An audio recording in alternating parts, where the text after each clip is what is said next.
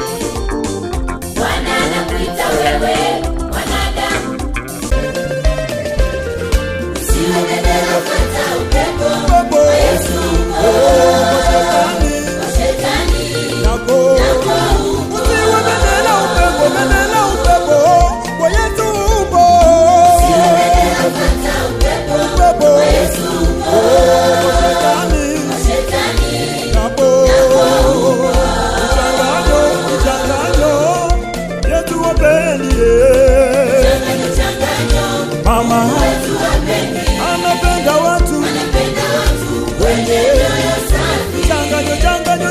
changanyo, Mungu wetu hapendi, anapenda watu wenye